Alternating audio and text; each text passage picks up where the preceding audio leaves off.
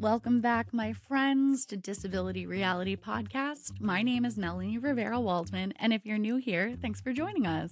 If you just got here from the Wicked Red Carpet, I especially appreciate you. A lot of people came to me and said, Melanie, I'm so sorry. I never heard about your page before this. And guess what? That's okay. I'm actually quite honored. So thanks for coming. This week's episode is all about my friend Emily Ladau, and we're going to jump right into her episode in just a minute. But I wanted to start us off by recapping up there a little bit. I wanted to take a clock tick to jump in and talk about Wicked a little bit. Still so wild to me that I even get to talk about this at all. So feel free to send me your questions on anything that I went through, did, or talked about. Can we just talk about the reviews real fast? Because I don't think that there was something that these people of the press who are acknowledging and reviewing this film really did and gave it justice to, is that there's history with this material. The source material for Wicked is the Broadway show, duh. And there's a lot that comes from that. I'll be honest, the very first time that I saw Wicked on Broadway, I didn't like it. Right, yeah, you heard me.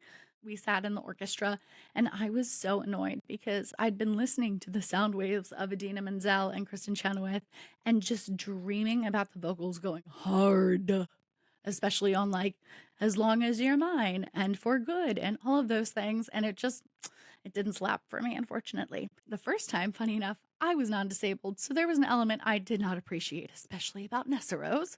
And I honestly only remember a little bit before about Nessa when I was non-disabled. The second time I saw it, not only did I know about Nessa Rose and the history of her not being portrayed by an authentic wheelchair user on Broadway, which, woof, I got to see Jenna Bainbridge. And just to see her in that role, plus I knew the ending, I just needed a little refresher on the second act. So I ended up going with a friend, Maria. Hi, Maria. She did my makeup for Wicked and the red carpet and Jillian's as well. Shout out to Jill and Maria for helping me in the big day. Maria had not seen Wicked, so she only saw the movie and she loved it. And the entire time, when we saw it on Broadway this March, it was Jenna Bainbridge's debut show. All of Act 2, I'm sitting back and I'm just waiting. And Maria's sitting to my right, and I'm like, oh, I'm just gonna soak this up. And when the things do the thing, and no spoilers on this show. Well, maybe some spoilers when you talk about things with me and Emily in just a moment. Just watching Maria's face at least 3 times do this. Just watch.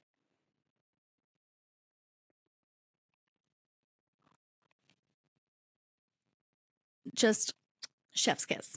Thank you, Maria, for those memories. So let's talk about gratitude, my favorite. If any of you out there have seen the movie Elemental, you'll know exactly what I'm about to refer to. I have been playing the crying game so much lately. I need to put these back on to read my notes because I have notes. Yeah, the things that I'm feeling are very much here. The slightest thing will make me cry. Oh my God. Oh my God. Anyway, my real ones, if you've seen and not seen Elemental, the crying game is this. You mention one thing after another, and you try to get the other person to cry. So spoiler alert there. And also, if you haven't seen Elemental, highly, highly, highly encourage you to do so. I loved it. Anyway, I was watching a video of Jessica Vosk backstage at Hell's Kitchen, and this child was singing to her No Good Deed. And Jessica is like honed in on this kid. And this kid is singing so nervously with eyes closed, but hitting every note. And as soon as that child hit the riff, I forget which one it was. It was like, Nessa and Dr. Dillamond, Fierro. Oh, yeah. Fierro. The reaction that I had was just pure sobs. Because guess what? There's reason Cynthia Erivo is Man of the Year. Absolutely. Period.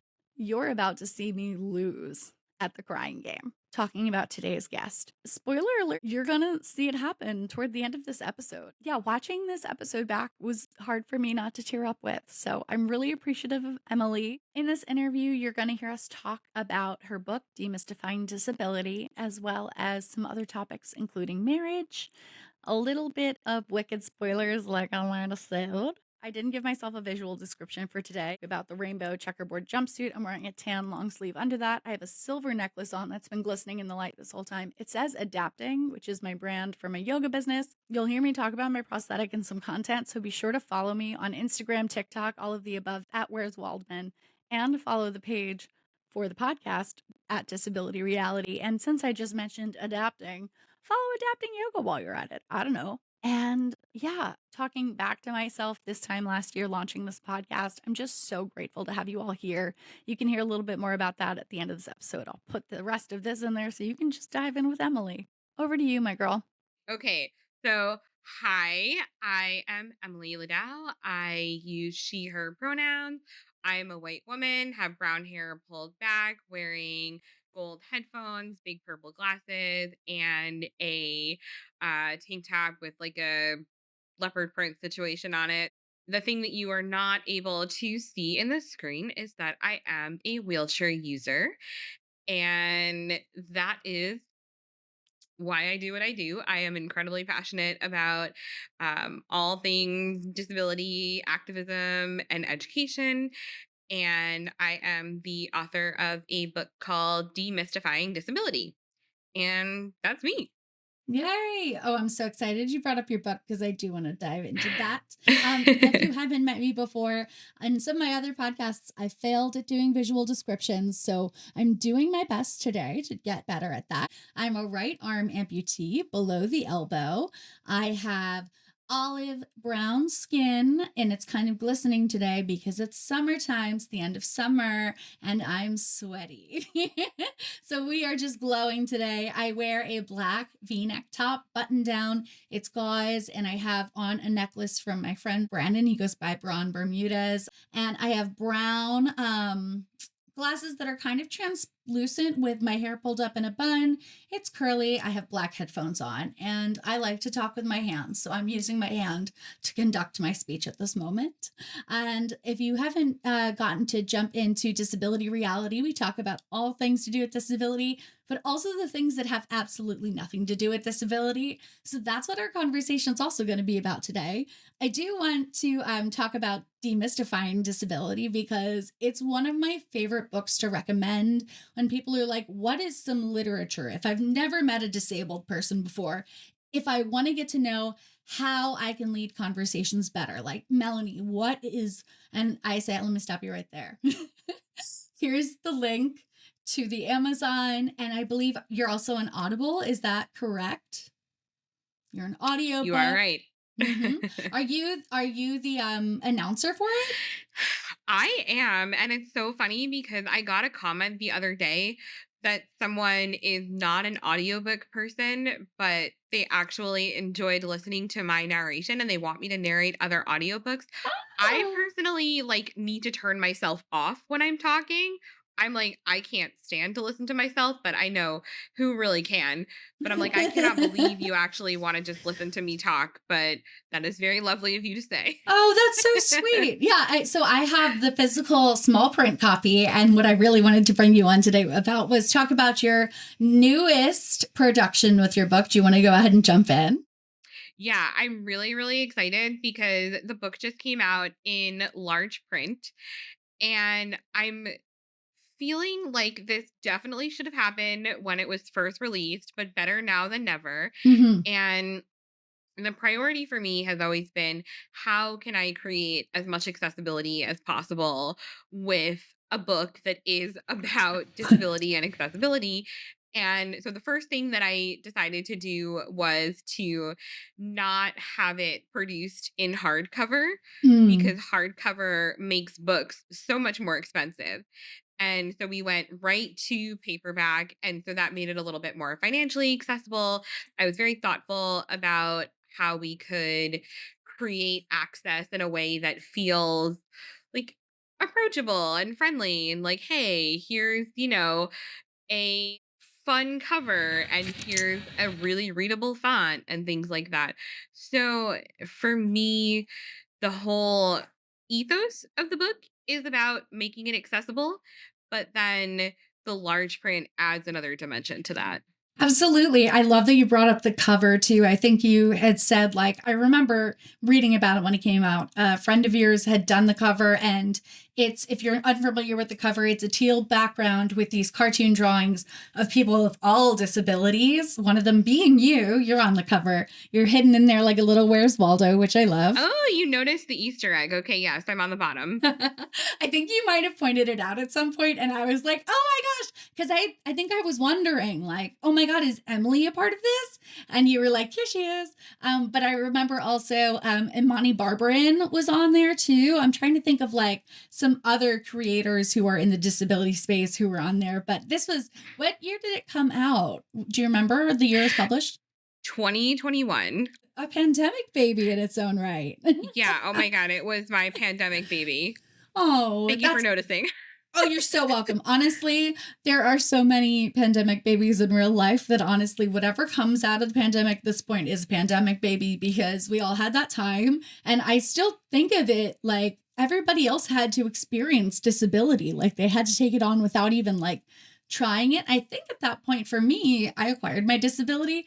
So I think a part of me is like, some people are never going to understand this. Like how are we ever going to get people to understand this who've never understood this? And I guess that's honestly, I hate to say, like a beautiful blessing that came from it, is that yes, now a lot of people had to experience isolation and the loneliness and the repercussions of being in a global worldwide pandemic. It's wild that there are, so many people who now get it because of that. And at the same time, so many people who still don't. And that's also a reason why I wanted to have you come on, is to kind of talk about this whole surroundings of anti-DEIA and what effect that's had. And you especially have a connection to our loss of PBS and public broadcasting. So I wanted to hear your perspectives on all that as well.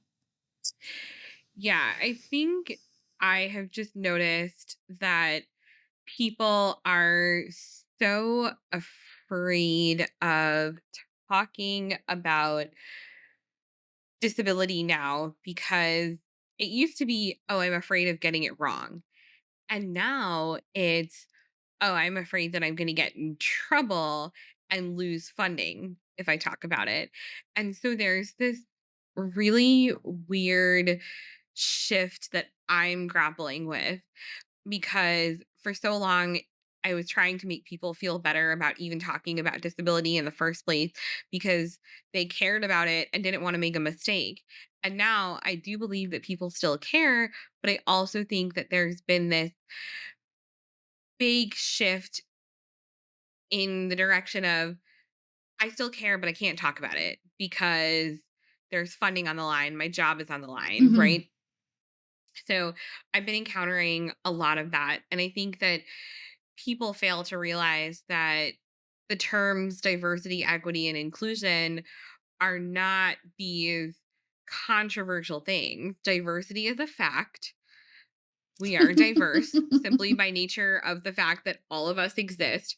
A human as an individual is not diverse, but we can be diverse from one another.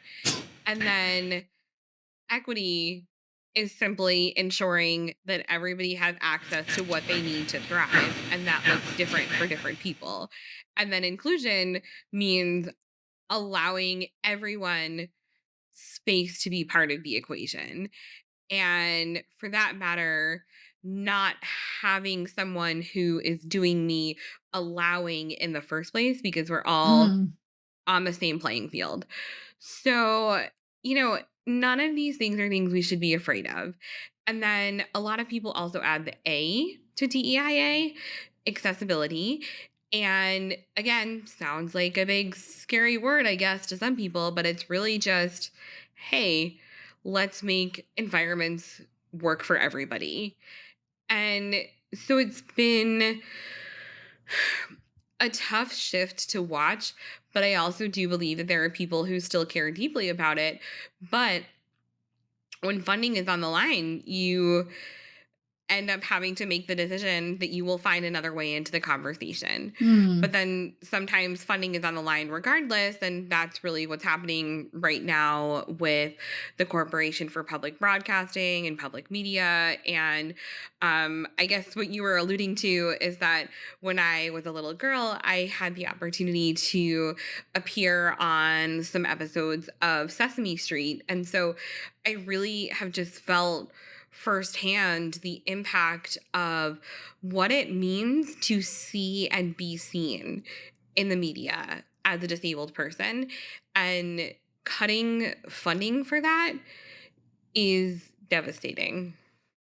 Yeah, it is. And I feel like, yes, your closeness and proximity of like having been experienced of that portrayal of your disability be worldwide. I'm sure as a child, you might not have had the awareness of the impact even today. It still has when we see so many kids starting to start their careers in the performance space, like Cecily, who plays Nessa Rose, young Nessa Rose, who is dear friend. She's so cute, but we're getting more chances for that authentic portrayal of disability. When we were growing up, when I was your age and about the same age, I was non-disabled. So had I seen that, I was very fortunate and privileged enough in my life to be surrounded by people with disabilities and be accepting of that.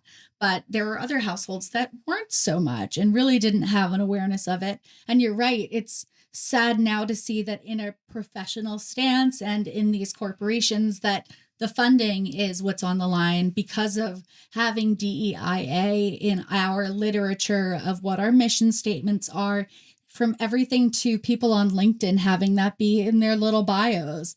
I actually had an experience recently. I went to Tribeca and I met somebody who I had networked with, and I was like, oh my God, I love that DEI is still on your profile. And I went back later and it was gone. And it was just that quick. It was within a day. So it's just, it's so scary to be present to right now. But at the same time, for me, I know it makes me want to fight a little bit harder or as hard as I can to keep those conversations still going. Yeah. And I have been in the position already where I've had to modulate my language on certain Mm, things, shift around some titles, things like that. So I feel that deeply. And I also think that sometimes people forget about how they tried to convey their public persona mm-hmm. before all of this started to happen. And it was like a point of pride to use Right. those things. And now I feel like it just strikes this very depressing fear.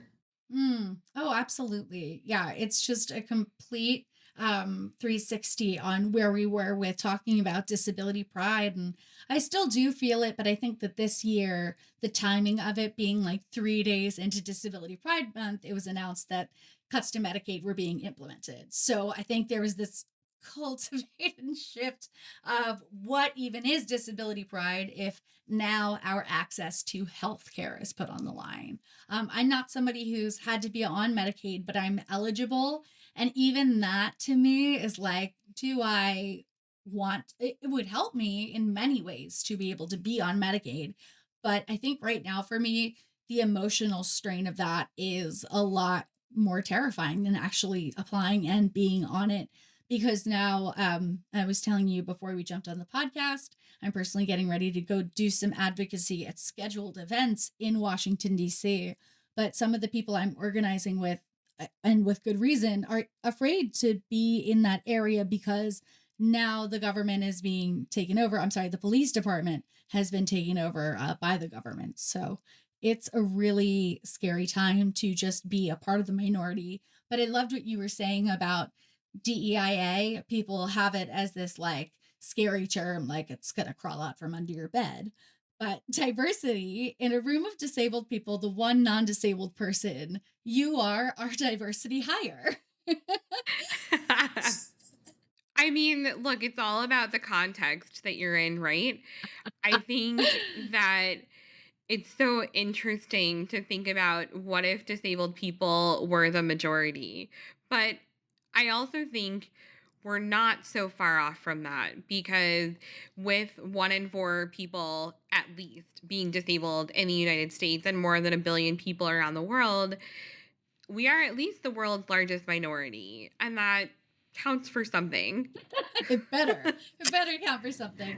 And we are seeing that shift, like I kind of said before, in our entertainment space. And something that I spoke on when we started this was actually you and I remember the day I met you was through Lights, Cameras, Access. It was a room full of mentors and mentees, and we went around, and I think it was maybe 2016, maybe 2014. I think a year into me having my disability at all, and I started this journey of Where's Waldman being blogging what my life was like going through limb loss. And I remember that Beth Holler from Towson University, I went and gave her my resume. And at that point, she said to me, I want you to know that in my curriculum for the spring semester, I had my students go through your blog and we've been talking about it. And it gave me I had to take a second and be like, wait a minute, what did you just say? This is past tense? Like, this just happened to me. This is happening in real time. And, now we get it. Like, with TikTok and everything and Instagram, like, news is so instantaneous. Back then, it was a lot more jarring for me to be like, you know about me. Okay, I don't have to worry about over explaining myself. And I don't think you were one of my mentors, but probably because of our age closeness, I did have Anna Packman, who I love dearly, and I will on a public platform say that she is the big sister that I never asked for. I still think she's incredible. I love you, Anna. But there was so many incredible people in that room that day, and that was at John Adams University in New York City. That one event. Yeah, gosh. And I have a couple of pictures on my phone from that day too, still, but it's just funny to think about because at that point I felt very much like a baby Mm-hmm. activist, But I love what you were saying about someone, having discovered and used your blog as a tool for teaching.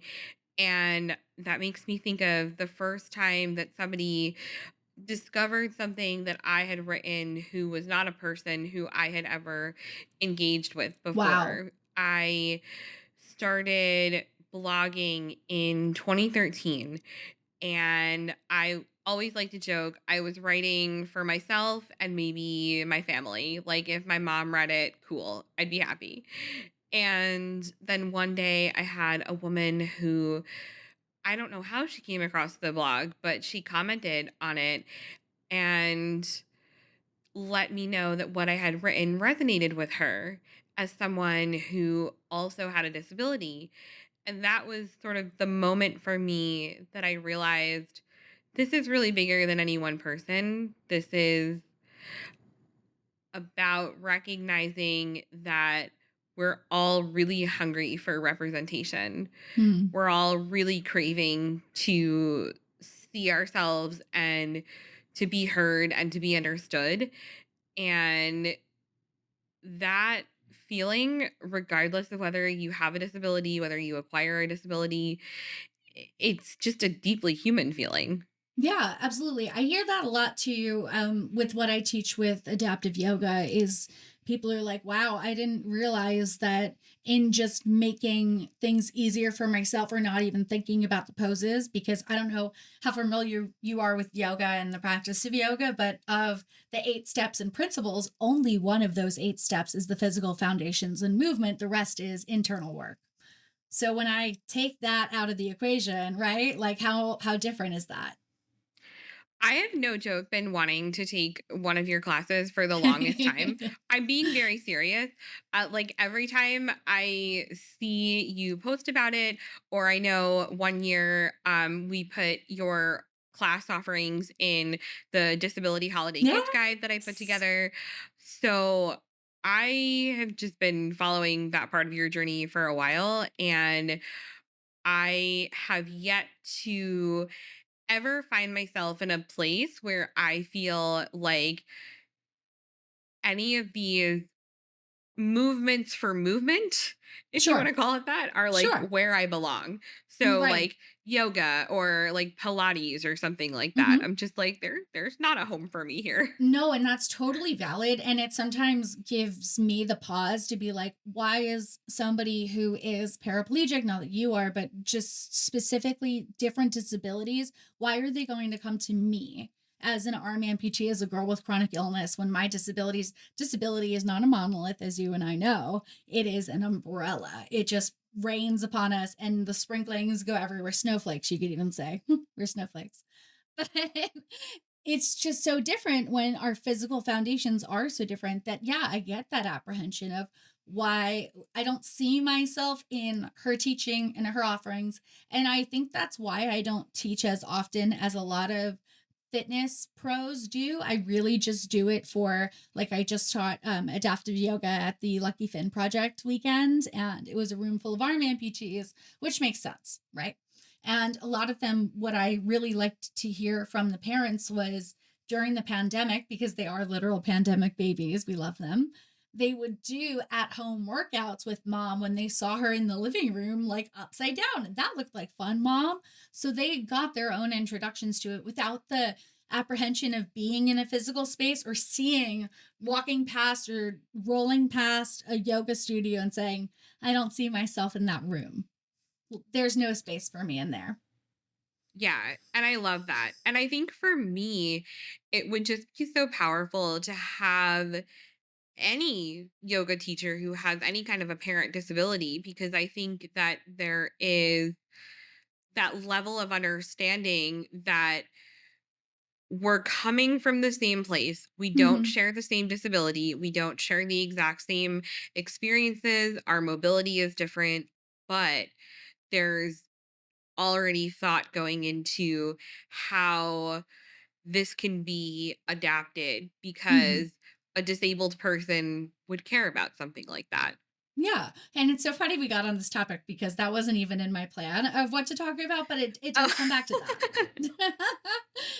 And that's what I like about having this space is, like, sometimes I just like to pass the microphone and be like, Emily, what is the question that people aren't asking you that you could go on your soapbox about and just spew? That's my yoga.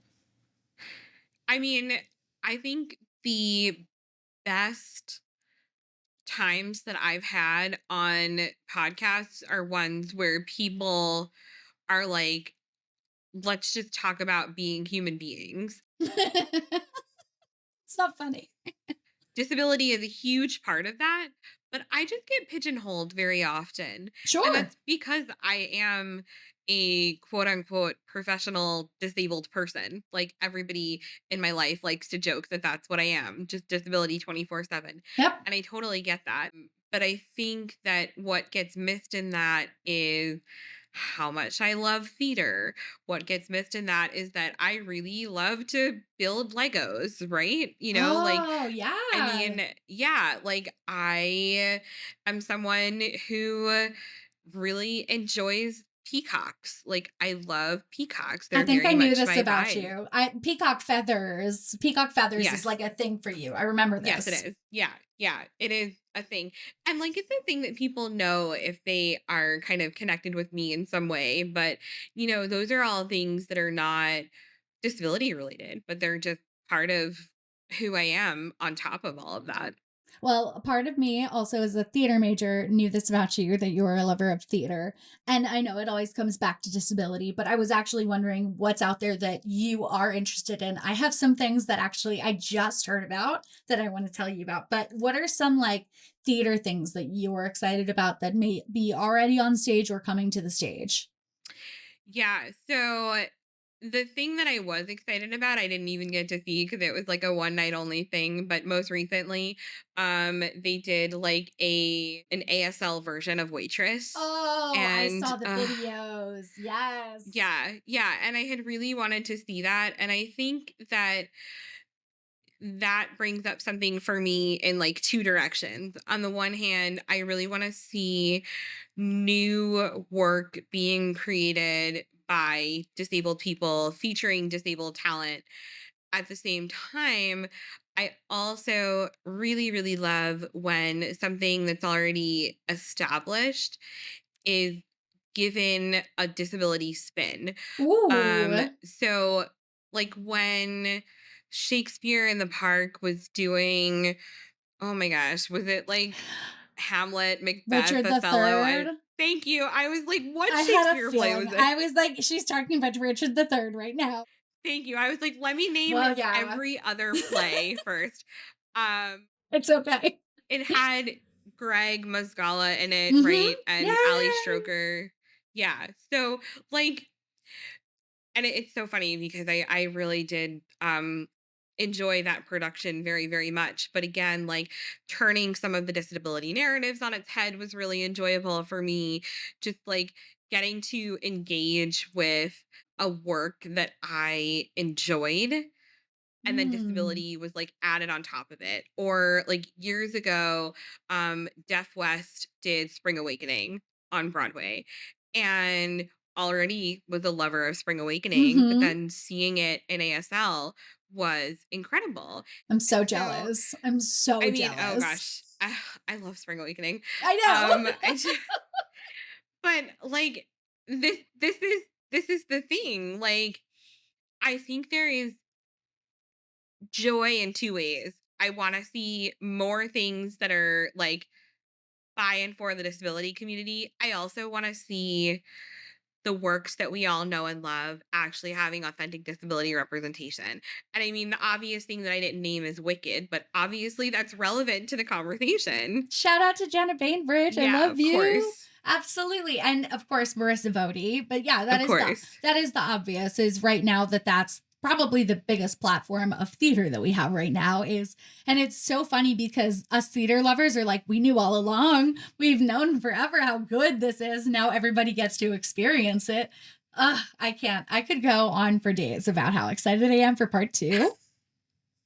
Oh my god, super excited. But also, and maybe you'll get this is going to sound so silly, but when people are like, "Can you tell me about an example of disability that you've seen on Broadway or something like that?" Mm. I feel like if I name Wicked, people are going to be like, "Oh, you're not a Broadway fan. You just like know what's in the zeitgeist." You know what I mean? No. I do, but at the same time, like that's not even I feel like I hear what you're saying. I feel like too, if you say that, you can name on one hand how many examples there are. I think that that's what's fair about you Oh, saying totally. Wicked is like Yep. Jeff West is one, Wicked, How to Dance in Ohio. Short-lived, but loved it. I didn't get to see any. Well, I got to see Wicked with Jenna, but I didn't get to see Deaf West. So I think on my bucket list of theater goals, I want to see a Deaf West someday. And that's actually what I wanted to talk also about is that's disability representation on stage. But what we are concerned about behind the scenes in the dark of the theater that nobody else really cares about is the physical accessibility to theater and what it is to be an audience member seeing any Broadway show. Like who are the people caring about us? The biggest form of access for us eventually being able to see ourselves represented is we have to be the people in the rooms seeing and supporting these works at the same time. Oh, I've got a story for that. Ooh, So go off. I saw The Play That Goes Wrong, Okay, I've never seen it. and it's very funny. It's like a British, very slapsticky physical comedy. Mm-hmm. And the whole thing is sort of meta in the sense that it's like a play that goes wrong, and the play is about a play going wrong. And it's very cute. It's very funny. But the irony was that when I got there, I went with my fiance and his parents and my mom and my dad, and my mom is also a wheelchair user. So we had, gotten our accessible tickets and everything. There was some confusion when we got to the theater because we have two wheelchairs. There Mm-hmm. are two wheelchair seats. The seats don't have room for two wheelchairs.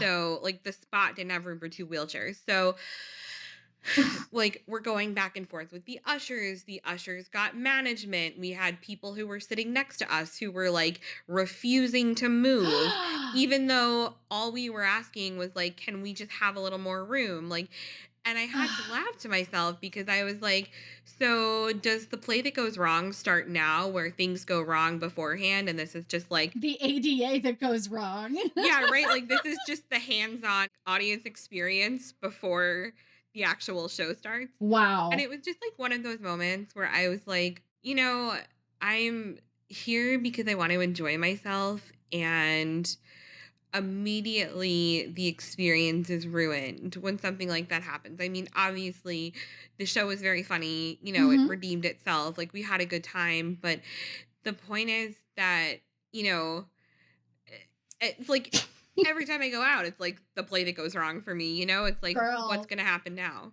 hear that. And I feel like that's kind of when I'm with a group of people where it's like some friends are in power cheers and some friends are I am the hands-on advocate of like, hold on a second.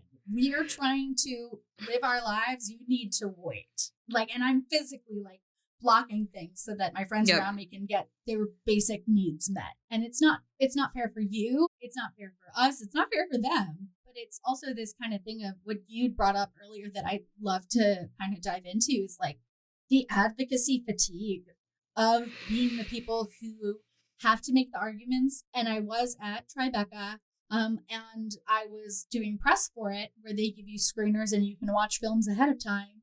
And I'd done Sundance where I hadn't seen any of this, but there was a film that was a feature film being produced, and it was unfortunately inspiration porn. So here I am in a room, and it's inspiration porn that shows really graphic images. So I'm watching inspiration porn, which I really hate to do. I don't endorse it. And they had already asked me to go and endorse it in person because of reasons. And I said yes without seeing it. And that was my fault. And I had a scheduling conflict, luckily. But at the same time, like I'm isolated watching this alone, triggered, going through my own trauma, reliving it. And it's like, yes, there was that moment for me of like, I feel so alone and isolated, but also in thinking, okay, what is the next thing I do? And in trying to formulate an email to send to a film festival, I was just like, why does it have to be me?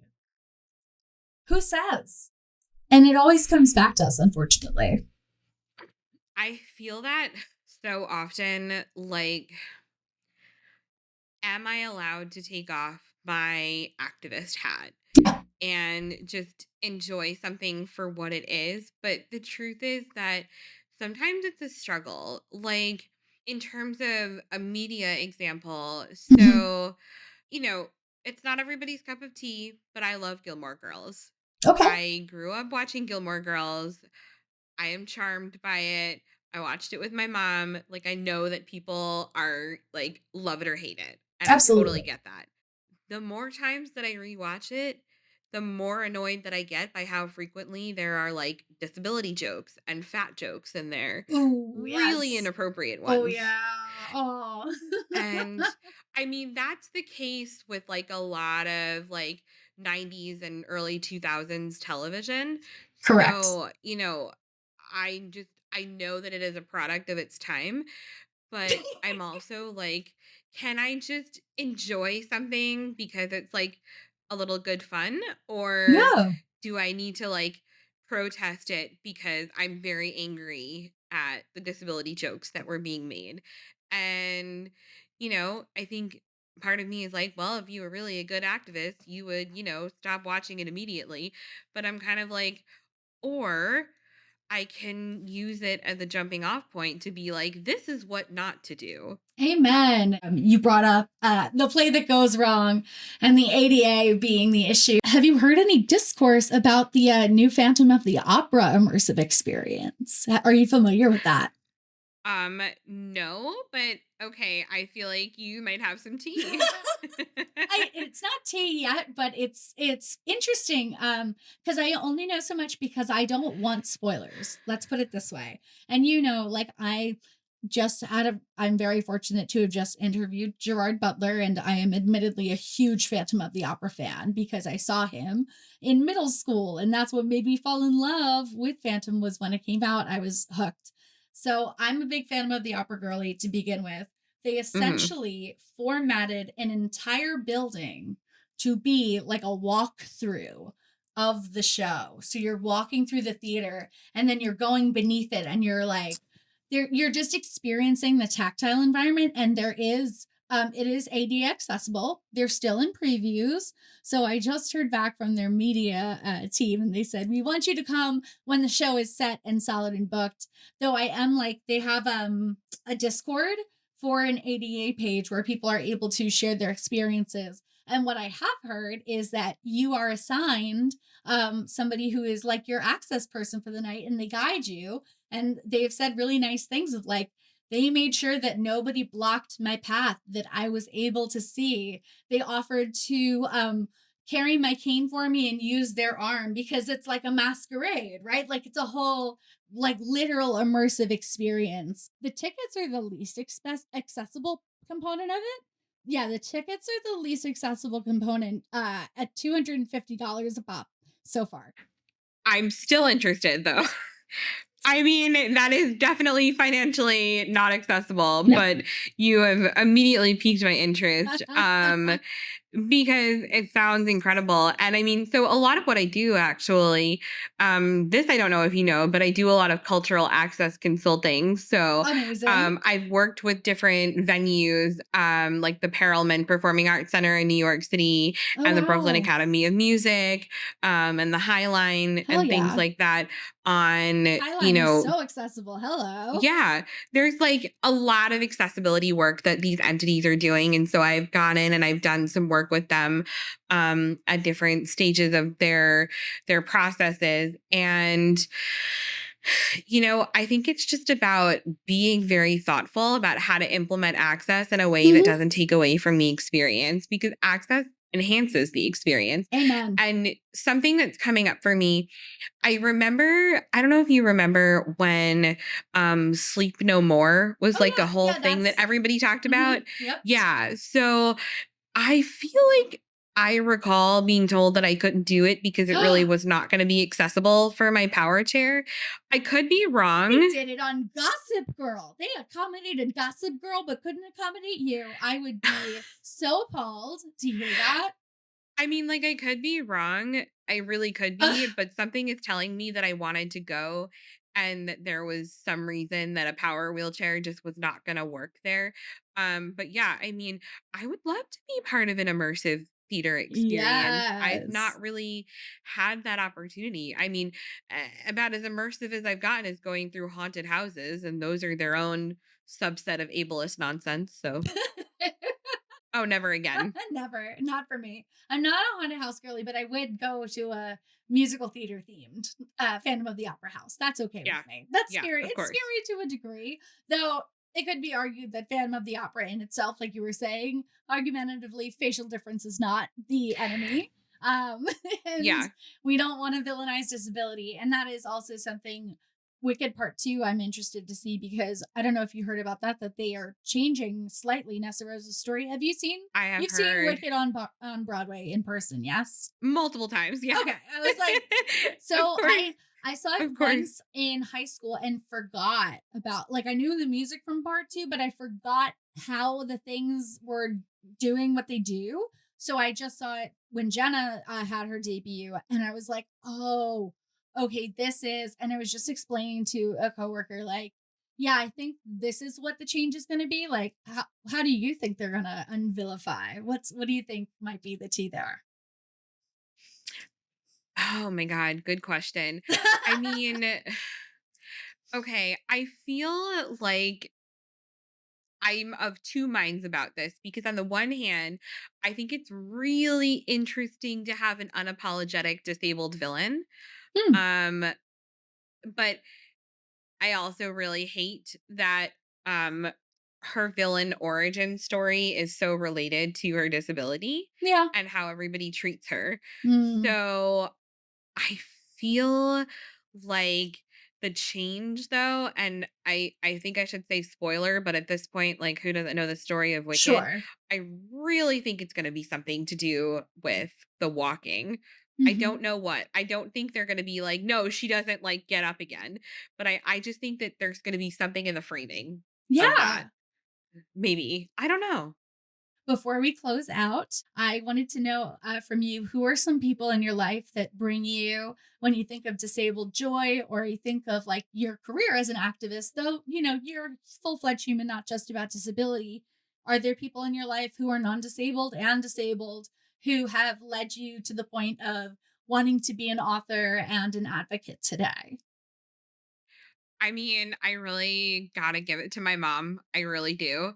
Um, I mentioned earlier that she has the same disability that I do, but I watched her and learned how to advocate from her. But at Mm. the same time, she also, did not grow up surrounded by disability community. She didn't have a sense of disability pride instilled in her. And so, whereas I'm the person who learned advocacy from her, she's the one who learned disability pride from me. And I feel Oh, like that's so it's sweet. it's really interesting. Yeah, like it's a really interesting dynamic because I don't think if I hadn't witnessed her being such a strong advocate that I would have learned those skills and then found my way forward Hmm. into a community where I could feel pride in myself, but she was never given permission to feel that pride. Wow. So, yeah, it Wow. it was it's a powerful thing. She's the best. Big Oh fan, my 10 out of 10. gosh. Big fan. I want her autograph now. I'm going to need your signed book in large print signed by your mother. No, I'm kidding. Okay, I'll let her know. Please do send her my love. And that's pretty much all I have for you today. Thank you so much, Emily, for joining me. And I hope to have you back on in the future as history writes itself, hopefully for the better. This was fun though. Like speaking of disabled joy, like this is disabled joy. Like this is a way to feel joyful in community when things are as they are. Oh, thank you. Yeah, it helps to be So, cathartic and laugh at it. Yeah, I appreciate that. Thank you. so yeah, this was a ton of fun. Thank you for having me. Oh, my love. Yeah. All right, I I'm am gonna. not good at I am not good at doing that. I can't like Oh, get my mine's it's the nub heart. Yeah, I like yours. People are like, you can do the tiny one. I'm like, no, I like this. No, I like it. It's way cuter. What's the tiny one? You see the little heart? Yeah, there you This? go. Oh. So there you go. You have that one. I have this one. Yay! Make it Look at that, accessible. adapting things on the fly. Yay! I love that. That's honestly, that's my MO. Loved that. Amazing. Thank you. Thank you guys so much for watching Emily's episode. So let's talk about the end of the year gratitude that I have to share with all of you. Let's get something straight. This is not the end of season. There's still more to come. This is just my end of 2025 gratitude. There may be more episodes before the end of the year. Who knows? I am a one-woman show, okay? But anyway, thank you to all the people behind me who have supported me, Disability Film Challenge, Lucky Finn Project, and everyone else in between. The established platforms that I had, the following that I've had all along, to the people on YouTube and Instagram and the TikTok live followers. Thanks for seeing me and making me feel like I was confident enough as well and in my own skin to trust my voice. So I think that speaks volumes that we do need to acknowledge those in ourselves, because let me tell you, I am the overthinking queen, which isn't always a good thing. But little did I know that the year following all of that would lead me to all of the wonderful opportunities I've had, like Wicked. Thank you all so much so far for this season. I appreciate you, and I will see you next time, I hope. And if not, and you made it this far, thank you for your service. Thank you all so much for listening. This podcast was created by yours truly, which I edit, produced. I put all the graphics together, slap it with some glue, and present it to you almost as a one-woman show, if not for my incredible guests. From my OGs on my original podcast, little misrepresentation to this one. I appreciate every single one of you. If you are currently interested in advertising, I am running a sale. That's right, from now until January 3rd, 2026, you can find your name as a part of a supporter of this podcast. Now selling sponsorships per episode, per credit line, per comment section, starting as low as 25 cents. Pay what you can. We are here for accessibility, my friends. You can find out more in the caption below. As always, stay well. I'll see you next time.